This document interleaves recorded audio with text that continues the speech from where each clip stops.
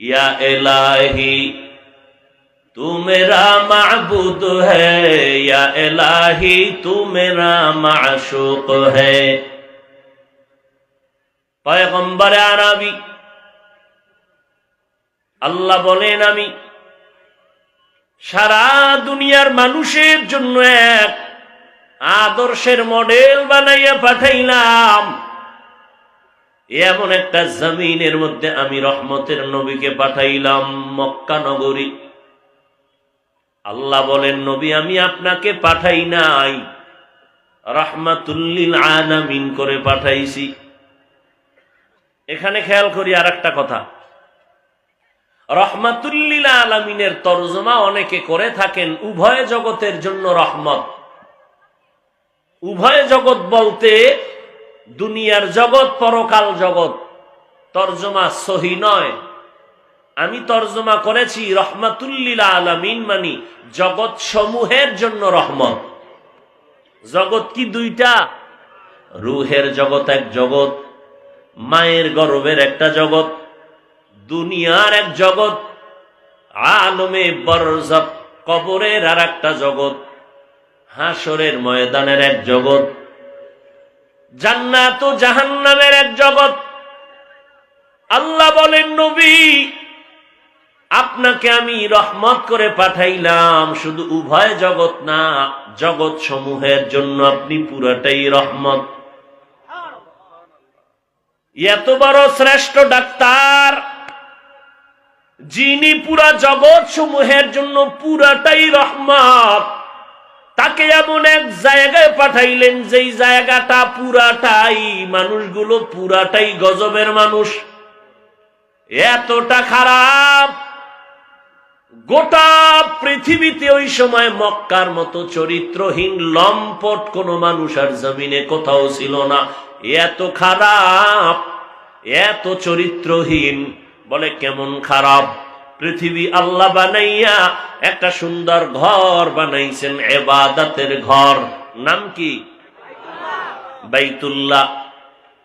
এত দামি পবিত্র ঘর।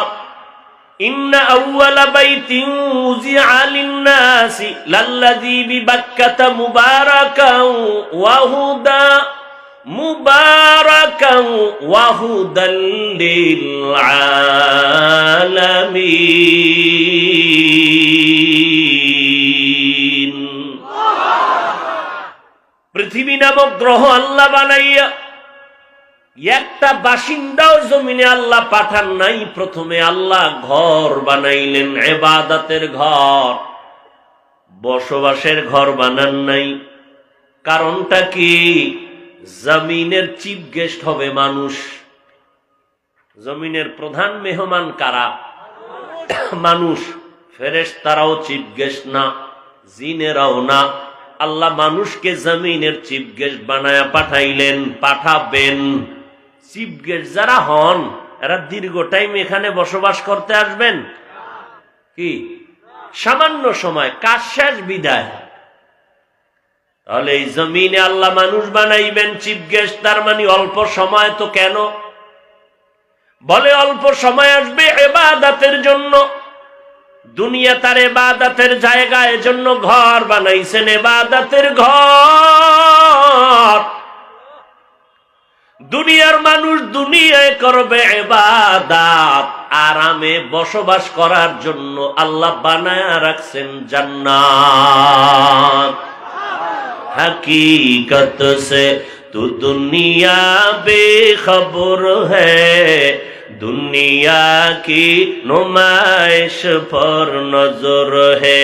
नमी गुयम के अज दुनिया जुदाबाश, बहरुकारे के बाशी बा खुदाबाश। আমার নবী রূহের জগতের জন্য রহমত, দুনিয়ার জগতের জন্য নবী রহমত, কবর জগতের জন্য আমার নবী রহমত, হাসরের ময়দানের জন্য আমার নবী রহমত, জান্নাত ও জাহান্নামের বেলা আমার নবী রহমত।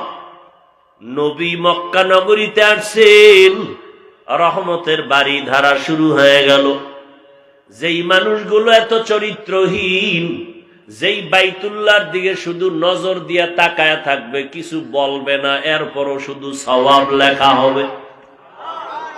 এত একটা দামি বাইতুল্লাহ ঘর, যেই ঘরের আঙ্গিনায় 1 রাকাত নামাজ পড়লে কত সওয়াব, 1 লক্ষ রাকাত নামাজের সওয়াব। এত দামি একটা ঘর, ওই ঘরের মধ্যে মানুষগুলো এত খারাপ। ঘরের ভেতরে 360টা মূর্তি টানাইয়া নারী আর পুরুষ উলঙ্গ হইয়া একত্রে বাইতুল্লাহ তাওয়াফ করে, কত খারাপ। এই মানুষগুলো এত খারাপ, নিজের কলিজার আপন কন্যাকে জিন্দা হত্যা করে বাবা হইয়া, লজ্জায় মাথা উঁচু করে না, পাথর চাপা দিয়ে মেরে ফেলে নিজের আপন মেয়ে। এতটাই খারাপ। মাত্র 13 বছরের ব্যবধানে ওই মানুষগুলোকে রহমতের নবীর সোহবতে এরা এত দামি হয়ে গেল। আল্লাহ জিব্রাইল আমিনকে পাঠায় কয়, লিস্টি দিলাম, নবীরে গিয়া দাও। এই লিস্টির ভিতরে 10 জনের নাম আছে, এদেরকে জানায়া দেওয়ারা বিনা হিসাবে জান্নাতি। এই মানুষই মাত্র 13 বছরের ব্যবধান, রসুলের মেহনত। এত বড় চরিত্রহীন মানুষ, এদেরকে স্বর্ণের মানুষ বানাইতে আমার নবীর কোনদিন একটা গালি দেওয়া লাগে নাই, চোখের গরমও দেখান নাই, আমার নবী গালির কোনো জবাবও দেন নাই, একটা বেতের বাড়িও দেন নাই। অথচ লিস্টি আইসা গেছে আরশে আজিম থেকে এরা জান্নাতি। আল্লাহ জানায় দেন, রাদিয়াল্লাহু আনহুম ওয়া রাদু আন। ও নবী, আপনার সোহবতে যারা আসছে এরা সাহাবা, এদেরকে আমি আল্লাহ এত খুশি হয়ে গেলাম এদের উপর, এরাও আমার উপরে খুশি, আমিও খুশি। আমি আল্লাহ এদের জান্নাতি বলে ঘোষণা দিয়ে দিলাম। কিন্তু 1500 বছর পর আজ আমার সমাজের ভেতরে অনেকে সাহাবায়ে কেরামদের নিয়ে সমালোচনা করে, লেখার মাধ্যমে, বলার মাধ্যমে। আল্লাহর কসম 1 বার, আল্লাহর কসম 2 বার, আল্লাহর কসম 3 বার, ওয়াল্লাহি বিল্লাহি তাল্লাহি, যারা সাহাবায়ে কেরামের বিরুদ্ধে লেখালেখি করবে, ইশারা ইঙ্গিতে আর যারা বক্তব্য দিবে, 3 বার কসম করে বললাম, এরা ইসলামের দুশমন, এরা রসুলের দুশমন, এরা ভণ্ড। এদেরকে যারা ভণ্ড বলবে না, তারাও ভণ্ড। বলবেন, এই জমিনে কি সাহাবাদের বিরোধিতা করার কেউ আছে? নাই? আরে বড় এক মুফতি সাহেব, কি সাহেব? মুফতি সাহেব বলে ওমরে ফারুক সাহাবী ভণ্ড। আছেন কোন দেশে? খবর নাই। সাবধান, আমার নবী রহমতের নবী। কেমন রহমতের নবী আমার নবী, আলাদা আলাদা সিস্টেমে রহমত। দুনিয়াতে আমার নবী মুমিনের জন্য যেমন রহমত, বেঈমানের জন্য তেমন রহমত। আমার নবী দুনিয়ার জমিনে পুরুষের জন্য যেমন রহমত, নারীদের জন্য আলাদা রহমত। আমার নবী যেমন মানুষের জন্য রহমত, তেমন জঙ্গলের প্রাণীদের জন্য রহমত। আমার নবী জঙ্গলার প্রাণীদের জন্য যেমন রহমত, সমুদ্রের প্রাণী মাছের জন্য নবী তেমন রহমত। আমার নবী গাছের জন্য রহমত। একটা একটা যদি বুঝাইতে যাই, সারা রাত কাটিয়া যাবে, শেষ হবে না। কেমন মায়ার নবী, মরা গাছে নবীরে চিনে, জেন্দা মানুষ ওই নবীরে চিনলি না। যদি চিনতিরে গাজীপুরের মানুষ, আমার নবীর সুন্নতের জবাই কইরা বেঈমানের পা চাটা গোলামি করতে পারতি না। আব্দুল্লাহ আল মামুন সাহেব ফিলিস্তিনের দরদ নিয়ে কথা বলছেন। তুমি ফিলিস্তিনের মুসলমানের জন্য কাঁদবা কখন? তোমার দিলে রসুলের মোহাব্বত থাকলে না। তুমি নিজে ডাইরেক্ট রসুলের আদর্শকে জবাই করতেছো, সুযোগ পাইলে কওমের বিরুদ্ধে লেখতেছো, দেওবন্দীদের বিরুদ্ধে লেখতেছো, তাবলিগের বিরুদ্ধে লেখতেছো, আলেমদের বিরুদ্ধে লেখতেছো। তোমার দ্বারা তাদের পক্ষে কি হবে? তুমি ফাঁকে ফাঁকে আবার সিফাগল্লিতে গিয়া মন্তব্য করো ফিলিস্তিনে মানুষ মরলে বাংলায় স্লোগান দিলে লাভ কি? হ্যাঁ, কি বহুত আছে, বহুত আমগো লাইনের মুসলমান আছে, হিন্দুরাও বলে না। বহুত আল্লাহর বান্দা আছে। এই দোকানে যাবেন ঘুরতে, ভাই ওয়াজ হবে, কালেকশন করে কিছু টাকা দেন, বলবে এত ওয়াজ দিয়া লাভ কি? ওই মুসলমানের বাচ্চা কোনদিন বলে না এত যাত্রা গান দিয়া লাভ কি, এত সিনেমা হল দিয়া লাভ কি, কোনদিন বলবে না। ভাইরা আমার, রহমতের নবী আমার এমন আদর্শ দিয়ে গেলেন। এই জন্য দিলের মধ্যে বান্দা নবীর মোহাব্বত জমা করো। শুরুতেই কিন্তু বলছি, নবীর আদর্শ না মানলেও আগ্রহ তৈরি করো, বিদ্রোহী যেন না হই। কলিজা দিয়া দোয়া করব, ও দয়ার মালিক, দুনিয়ার সব মুসলমানকে কুদরতের হাতে হেফাজত করো। আল্লাহ যদি হেফাজত না করেন, বাঁচাবার দুনিয়াতে কারো কোনো ক্ষমতা নাই।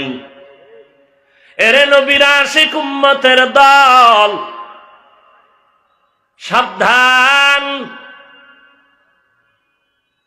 বড় কঠিন মুসিবত।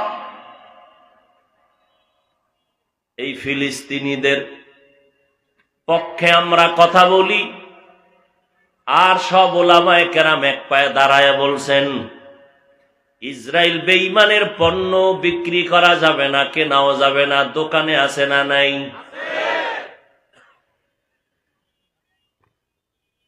ও আল্লাহর গোলাম, এজন্য আমরা বয়ান বন্ধ করে দিব না।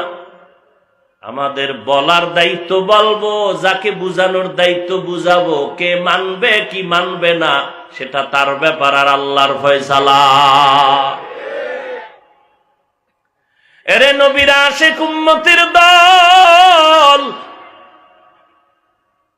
ওই নবী রেখে যাওয়া সুন্নতের আদর্শ হিন্দু, বৌদ্ধ, ইহুদি, খ্রিস্টানরা পালন করবে না, মুসলমানরাই পালন করবে। আর সেই পালনের ব্যাপারে অন্তরে আগ্রহ তৈরি করার জন্য আলেমদের মেহনত, দিন নাই রাত নাই, খানা নাই ঘুম নাই। তাবলিগালারা দৌড়ায়, পীর সাহেবরা দৌড়ায় মুসলমানের পিছনে, দাওয়াতের পিছনে। ও আল্লাহর বান্দা, কেউ বলে না আমার দলে আসো, সবাই বলে মদিনাওয়ালা নবীর আদর্শের মালা গলায় লাগাও। স্কুলে পড়ো বাধা নাই, কলেজে পড়ো বাধা নাই, চাকরি করো বাধা নাই, ব্যবসা করো বাধা নাই। নবীর তরিকা মতে চলবা। ডাক্তার হইলেও তোমার সম্মান সবার উপরে, নবীর আদর্শ নিয়ে চলবা।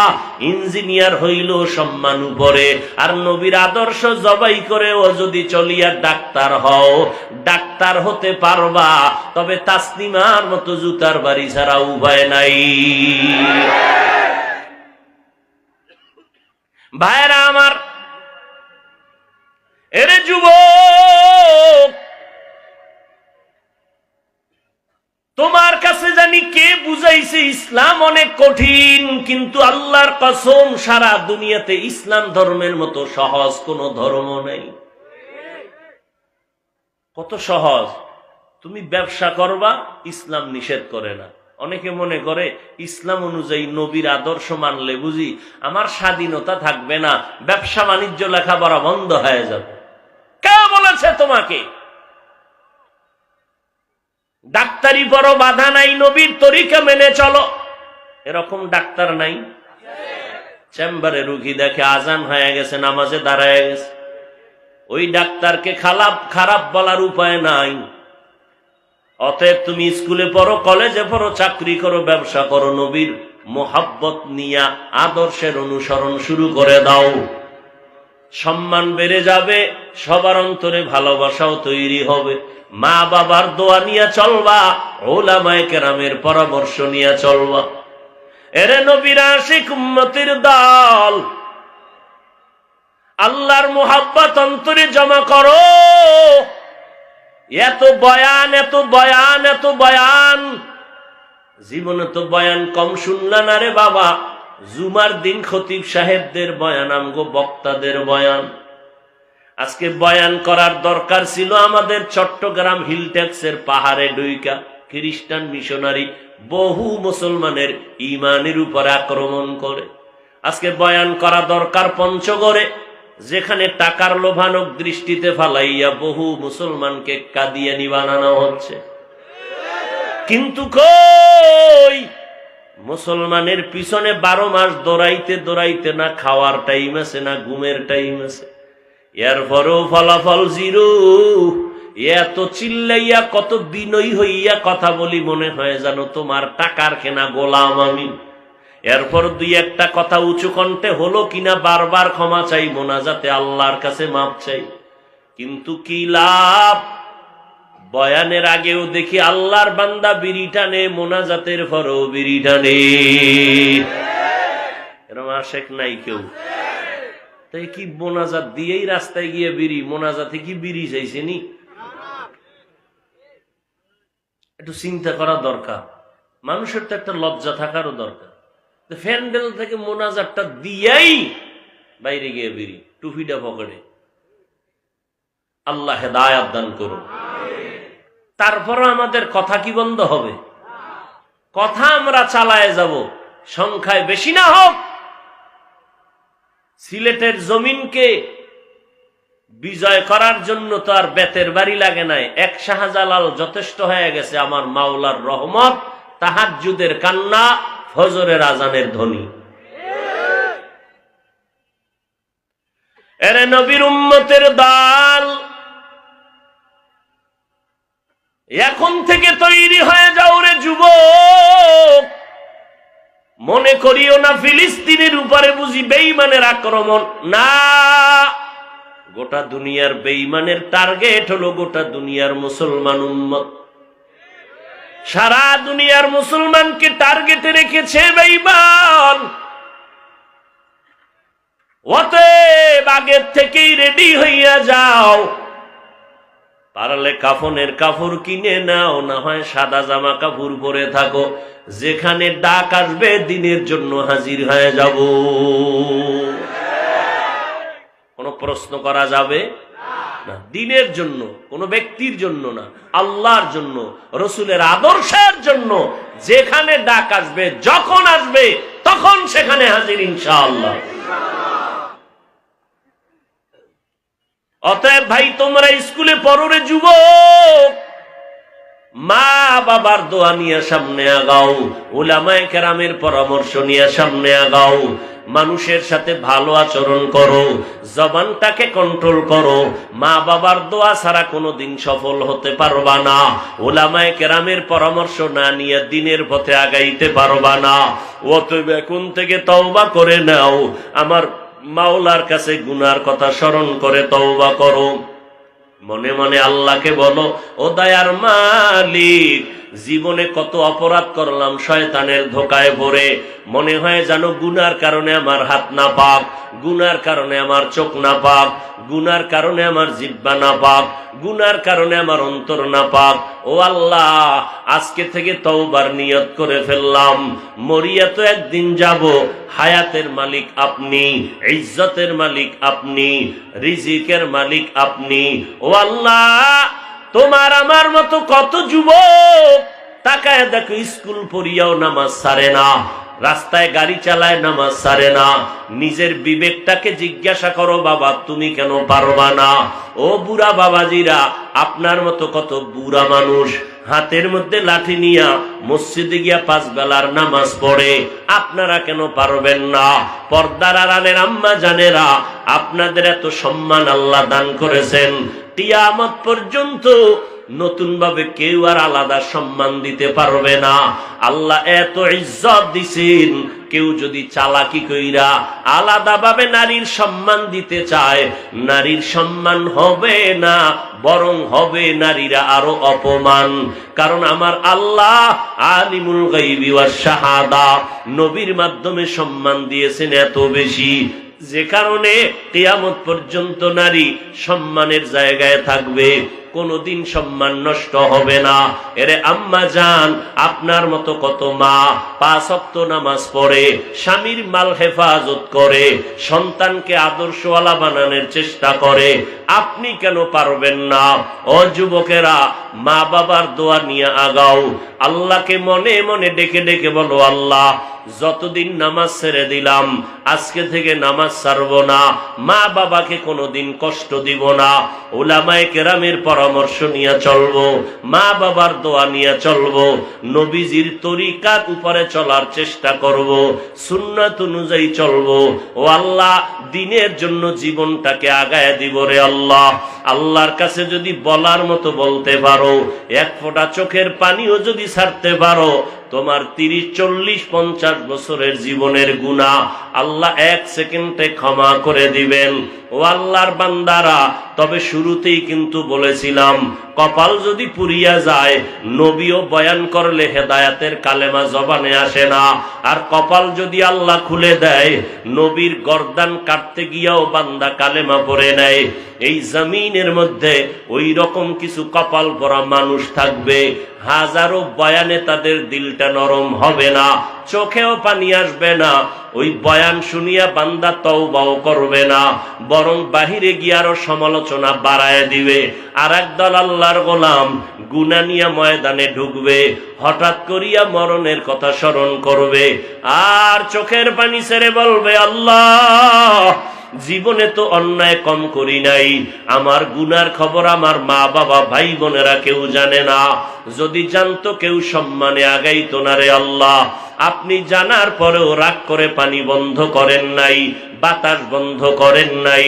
ও দয়ার মালিক, আজকে থেকে তওবার নিয়ত করলাম, আর নামাজ ছাড়বো না, বেপরদায় চলবো না, মা বাবাকে কষ্ট দিব না, দাড়ি আর কাটবো না, উলামায়ে কেরামের পরামর্শ নিয়ে চলবো, নবীর তরিকা মেনে চলবো, দেশ ও জাতির বিরুদ্ধে ষড়যন্ত্র করব না। তওবা করার মতো যদি নিয়ত হয়, অন্তরে যদি কোনো দুর্বলতা না থাকে, খাঁটি তওবার নিয়তে দুটো হাত আমরা আল্লাহকে দেখাইয়া দেই। আয় আল্লাহ, হাতগুলো কবুল করে নেন, তওবা কবুল করে নেন, তওবার উপরে মজবুত হইয়া চলার মতো তৌফিক দান করেন, আমিন। আলহামদুলিল্লাহি রাব্বিল আলামিন, ওয়াসসালাতু ওয়াসসালামু আলা সাইয়্যিদিল আমবিয়াই ওয়াল মুরসালিন ওয়া আলা আলিহি ওয়া আসহাবিহি আজমাইন। ইয়া আরহামার রাহিমিন, ইয়া আরহামার রাহিমিন, ইয়া আরহামার রাহিমিন, রব্বিরহামহুমা কামা রব্বায়ানি সগীরা। আল্লাহুম্মা ইন্নাকা আফুউন কারীম, তুহিব্বুল আফওয়া ফা'ফু আন্না। আল্লাহুম্মা ইন্না নাসআলুকা রিযাকা ওয়াল জান্নাহ ওয়া নাউযু বিকা মিন সাখাতিকা ওয়ান নার। ও দয়ার মালিক, কুদরতের নজর দিয়ে তাকায় দেখেন, এই ময়দানে কত উলামায়ে কেরাম, কত মুরব্বী হাজী সাহেব, কত ব্যবসায়ী, কত চাকুরিজীবী, আয় আল্লাহ কত যুবক, কত ছাত্র ভাই,